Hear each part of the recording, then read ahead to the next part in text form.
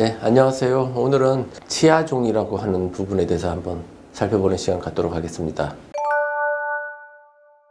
치아종은 치아와 비슷한 구조, 이제 치아의 형태를 띠는 경우도 있고, 치아의 형태가 아니지만 그런 밀도를 가진 그런 구조물이 이제 구강내 또는 턱관절, 턱뼈, 그다음에 그 외에 신체 여러 부분에서 생기는 것들을 얘기하는데 일종의 양성 종양입니다. 그래서 이런 종양들은 사실 그렇게 우리가 이제 목숨이 위험하거나 이런 중요한 의미가 있는 것은 아닌데, 보통 이제 구강 내에 이런 구조물들이 항상 그렇듯이 이 치아에 대한 다른 영향들 또는 그것이 종양이라는 것은 결국 성장을 하는데, 성장을 하면서 턱뼈에 생겨서 턱뼈를 팽창시킨다든지 외형을 변화시킨다든지 그런 뭔가 구조적인 문제를 일으킬 때 치료가 필요하게 되죠. 그리고 항상 이제 이런 종양은 그럴 가능성이 존재하기 때문에 당연히 그걸 제거하고, 그 다음에 악성 또는 양성인지 아니면 정말 과잉치인지 이런 것들에 대한 이제 감별이 필요한 상황이라고 할 수 있겠습니다.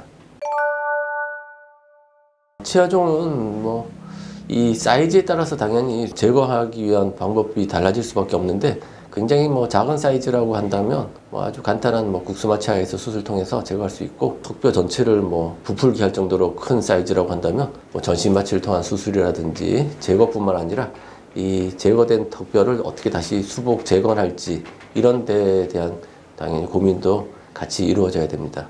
그래서 보통 이제 수술을 한다든지 그러면 이제 결국 이제 어떤 병원에서 하든지 그 적절한 이제 치료법을 찾고 어떻게 이제 잘 케어를 할지 그런 것들을 고민해야 되겠죠.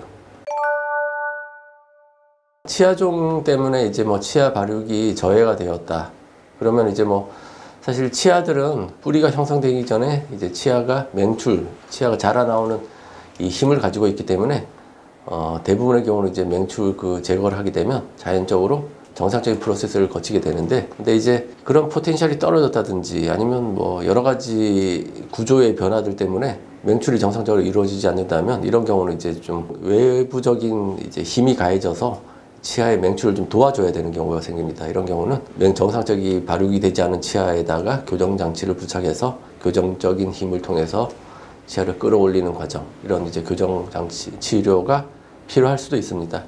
근데 사실 이거는 아무도 사실 예측할 수가 없기 때문에, 당연히 치아종을 제거하고 나서 치아의 맹출을 살펴보고 필요하면 교정장치를 한다든지, 아니면 이제 수술을 여러 번 하기 싫다고 한다면 이제 치아종을 제거할 때 미리 교정장치를 연결해 놓고, 그다음에 거기에 이제 철사 같은 걸 달아놓은 이후에 나중에 이제 치아의 맹출을 보면서 교정적인 힘을 가할지 아닐지 그런 것들을 이제 결정해도 되겠죠. 어떤 상황이든 간에 어린 나이에서의 치아종 치료 후에 치아 맹출은 지속적으로 이제 관찰을 해야 됩니다. 관찰을 해서 영향이 없는지 이런 것들을 관찰해줘서 적절한 치료를 하게 되면 이제 아마 좋은 결과를 가지고 오리라고 생각합니다.